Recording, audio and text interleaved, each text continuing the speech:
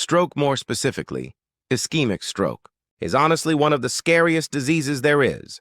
Your mind feels completely clear, but your mouth won't move. Your arm and leg feel like they don't belong to you, and no matter how much you want to speak, not a single word comes out. In that one moment, your entire life can change. But here's the key point of today's video. As terrifying as stroke is, we can actually do a lot to prevent it. And the starting point is not some complicated surgery or expensive medication. It might simply be this: changing one bottle of cooking oil in your kitchen. Medically speaking, ischemic stroke happens when a blood vessel that supplies the brain gets blocked by a clot. The blood flow stops, oxygen can't reach your brain cells, and those cells begin to die. The most important factor here is time. Once blood flow to the brain is cut off, brain cells can start to get damaged in as little as 3 minutes, and after about 10 minutes, the damage can become irreversible. In other words, during the time it takes to use the bathroom or drink a cup of coffee, your brain can sustain permanent damage. I once had a patient in his mid-60s. One morning, he suddenly felt weakness in his arm and leg. But he thought, if I rest a bit, I'll be fine, and waited it out. By the time he finally came to the emergency room a couple of hours later, almost half of one side of his brain was already dead. Cancer often develops slowly. There is time to fight, time to prepare, time to talk to family. Stroke is different. Stroke is instant. Your ability to speak, to remember, to move, even to control your emotions. Everything that makes you feel like you can collapse all at once. What breaks my heart the most is this: people who lived independently their whole lives, who worked hard, raised families, supported others, suddenly can't even go to the bathroom alone. They can't eat without someone feeding them. They can't even get dressed by themselves. This isn't just about health. It's about dignity. That's why today, I want to talk to you about something important. Stroke is a disease that is absolutely worth fighting to prevent, and there's a lot we can do about it. Now, let me tell you my own story. For a long time, I treated myself as the exception. In my late 30s, all-night surgeries were normal for me. Most days, I didn't have time for a proper meal. I lived on instant noodles, convenience store meals, and late-night delivery food. At home, the cooking oil I used was the cheapest, biggest bottle of refined vegetable oil from the supermarket.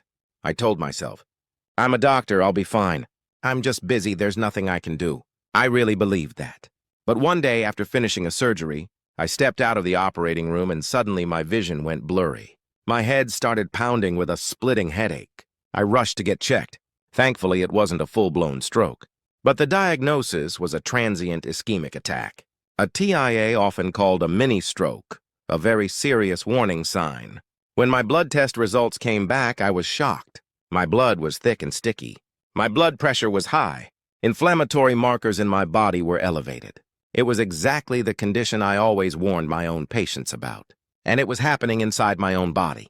So I took a hard look at my lifestyle, and I realized something very simple but very important.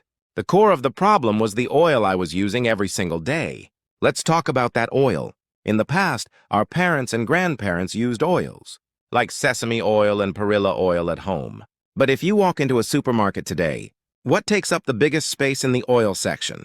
Huge plastic bottles of refined cooking oil, canola oil, soybean oil, corn oil, sunflower oil, grapeseed oil. They're cheap, they come in large bottles, and they're used everywhere at home, in restaurants, and in processed food factories. The big issue is that many of these refined oils are extremely high in omega-6 fatty acids. Now, don't get me wrong, omega-6 is not poison. Our bodies do need a certain amount of it. But here's the problem: when we consume too much omega-6, it promotes chronic inflammation throughout the body, irritates the blood vessel walls, makes blood thicker and stickier, and makes blood clots more likely to form. On top of that, think about this: deep-fried food, snacks, instant noodles, fast food, almost everything crunchy, salty, and delicious is cooked in or made with refined vegetable oils. Without realizing it, we're consuming tens of grams of omega-6 every day. Compared to a few decades ago, our intake has multiplied several times over. The ideal ratio between omega-6 and omega-3 in the human diet is often said to be around 11 to 41. But in many modern diets, that ratio has become 201 or even 301.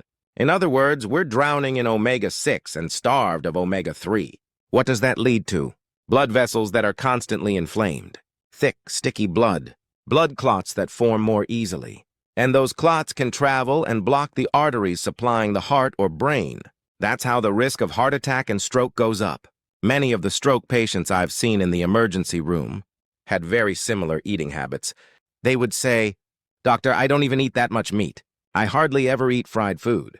But when I asked more detailed questions, I found out they were eating stir-fried side dishes every day cooked in refined oil. They often ate processed foods and restaurant meals, and nearly all of that food was cooked in cheap refined vegetable oil. So the form of the food was different, but the oil was the same and it was everywhere. So what kind of oil should we switch to? After that health scare, the very first thing I did was simple. I removed all refined cooking oils from my home, and I decided to only use two oils: extra virgin olive oil and perilla oil, a type of oil rich in omega-3, similar in role to flaxseed oil in some countries. At first, I was skeptical. Can changing just one oil really make a difference? But about 3 months later, I went back for follow-up tests, and the results were noticeably different. My blood was less viscous. Inflammation markers had improved. My blood pressure came down into a healthier range. Of course, I also worked on my weight, sleep, and exercise. But that experience made one thing very clear to me. The oil you use every single day has a much bigger impact on your blood vessels than most people think. Let's talk about olive oil first. Olive oil, especially extra virgin olive oil, is rich in a monounsaturated fat called oleic acid. This fatty acid is known to help reduce inflammation in blood vessel walls, lower bad cholesterol LDL, increase good cholesterol HDL, and help reduce the tendency for blood clots to form. Multiple studies have shown that people who regularly consume olive oil as part of their diet tend to have a lower risk of cardiovascular disease and stroke. But not all olive oils are the same. For our purposes, this is important. It needs to be extra virgin olive oil. Refined or pure olive oils go through more processing, which can destroy or reduce many of the beneficial compounds. Here are 4 simple tips for choosing a good extra virgin olive oil. Bottle color. Dark green or brown glass bottles are best. Avoid clear bottles. Light speeds up oxidation and spoils the oil faster. Origin. Look for clear country of origin labeling. Italy, Spain, Greece, and other traditional olive-producing regions are common. Single-origin oils are often more reliable. Harvest or production date. If the bottle shows a harvest date or crop year, that's usually a good sign. Fresher is generally better. Price. If it's extremely cheap, be cautious. High-quality extra virgin olive oil costs more to produce. Real olive oil doesn't come at rock-bottom prices. How should you use olive oil? Here are some simple ways. In the morning, add 1 tablespoon of extra virgin olive oil to a cup of plain yogurt. It might feel strange at first, but you may grow to like the rich, creamy taste. Use olive oil with lemon juice and a pinch of salt as a simple salad dressing instead of store-bought dressings. Instead of soy sauce or heavy sauces, try drizzling a bit of olive oil and salt over tofu or vegetables. About 1 tablespoon a day consistently is a good target. A warning, though. Try not to expose extra virgin olive oil to very high heat for long periods. It's better used raw or on low heat for a short time. Store it away from light and heat and don't keep it open for too long. Now let's talk about perilla oil, or you can think of this as the omega-3 rich oil in your region, similar in concept to flaxseed oil. Perilla oil is very rich in omega-3 fatty acids, especially alpha-linolenic acid. Omega-3 can help protect brain cells, support memory, reduce inflammation, and lower the risk of clot formation. Many people ask, can I just eat fish for omega-3? You can, and fish is great. But being realistic, do you eat fish every single day? Others ask, then can I just take omega-3 supplements? Supplements can help too, but there are some advantages to getting omega-3. From natural oils like perilla oil, natural food sources are often better absorbed and more balanced. Perilla oil also contains vitamin E and other antioxidants that can work together with omega-3, and for many people, it may be more economical and easier to incorporate into daily meals. Here's how you can use perilla oil. When you season steamed or blanched vegetables, add 1 spoon of perilla oil at the end. Add a spoonful to bibimbap, noodles, or mixed rice. For soups, add it after turning off the heat, just before serving. Around 1-2 tablespoons a day is usually enough to support your omega-3 intake. But perilla oil also needs some care. Do not heat it strongly. It's very sensitive to heat and oxidizes easily. Try to use it raw or only at the very end of cooking off the heat. Always store it in the refrigerator. It can go rancid quickly if left at room temperature. Smell it regularly. If it smells sour, stale, or off, throw it away. Don't hesitate. Rancid oil is harmful. Buy small bottles and finish them within about a month. Frequent small purchases are better than one big bottle that lasts forever. So far, we've talked about which oils to use more of. Now let's talk about which oils and fats to avoid as much as possible. Good oils are important, but avoiding harmful fats is just as important. Here are 3 things I strongly recommend you cut back on: margarine, shortening, and certain processed fats. Cream-filled breads, cheap cookies, pastries, and some baked goods often contain margarine, shortening, or hydrogenated oils. These can contain trans fats, which are known to raise bad cholesterol LDL, lower good cholesterol HDL, and worsen inflammation in blood vessels. If you see shortening hydrogenated oil or partially hydrogenated vegetable oil in the ingredient list, try to avoid that product as much as possible. A diet dominated by refined vegetable oils. Refined vegetable oils by themselves are not cyanide. You won't collapse after one meal. The real issue is quantity and frequency. When every dish you eat at home, every side dish, every restaurant meal, and every snack is cooked with the same kind of refined oil, your omega-6 intake skyrockets.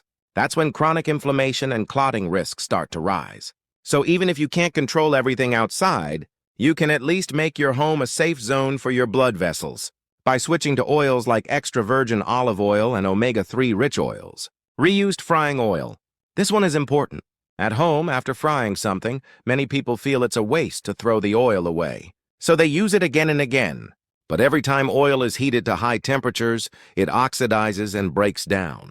Reheating it repeatedly creates more harmful oxidation products. The same principle applies to restaurants. Very dark, old-looking frying oil is a red flag.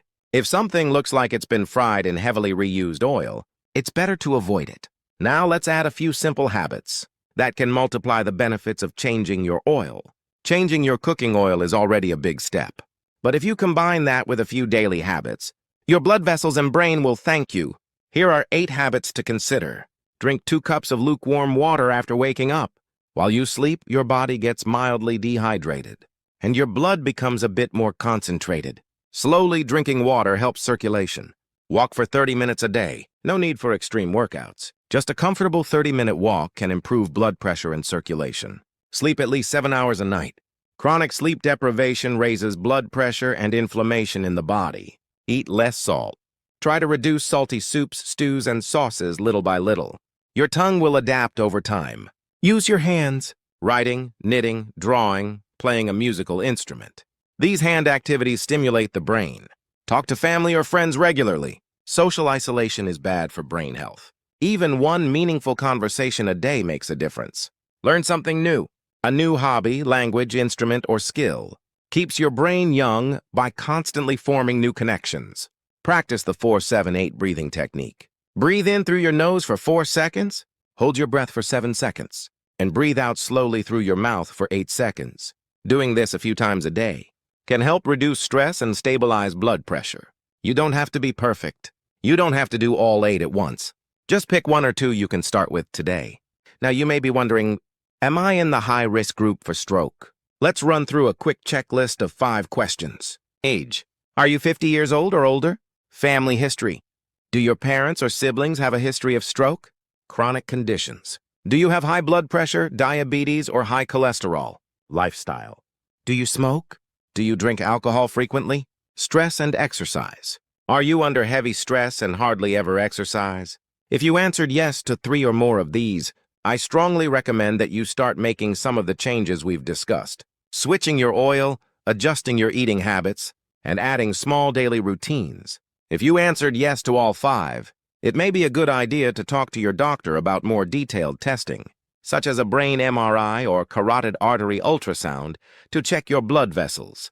No matter how careful we are, a stroke can still strike suddenly. And when it does, how you respond in those first moments can be the difference between life and death, or between full recovery and lifelong disability. So, I want you to remember 4 letters, FAST, FAST. F stands for face. If one side of the face droops when smiling, or the face looks uneven, suspect stroke. A stands for arm.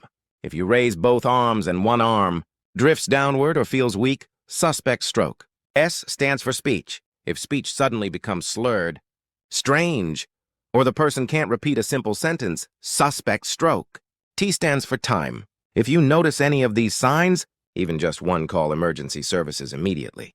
For many treatments, the golden window is about 4 hours from symptom onset, and ideally, the patient should arrive at the hospital within 2 hours. Every minute counts. The earlier you act, the more brain cells you can save.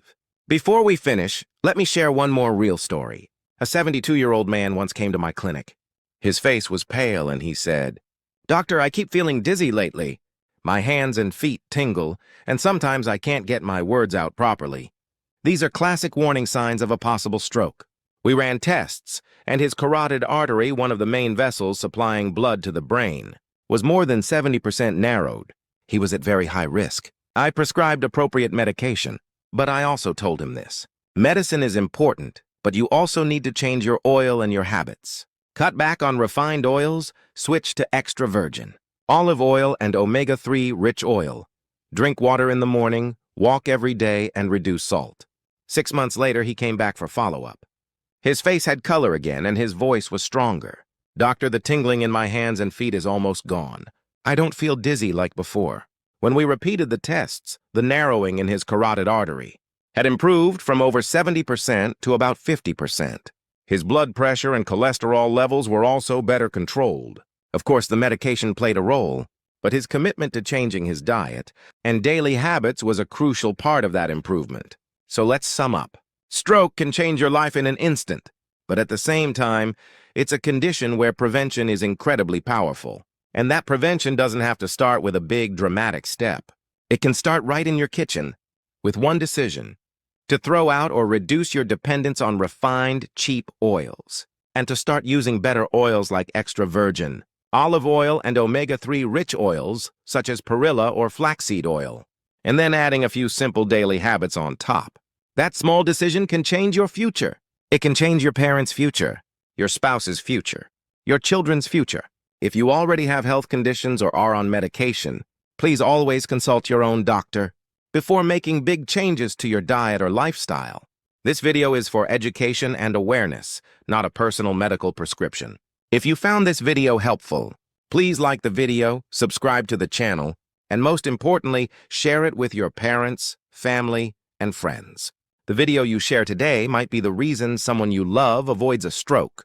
It might literally save a brain, a life, and a family. I truly hope that all of you will enjoy a long life, with a healthy brain, healthy blood vessels, and many more years with the people you love.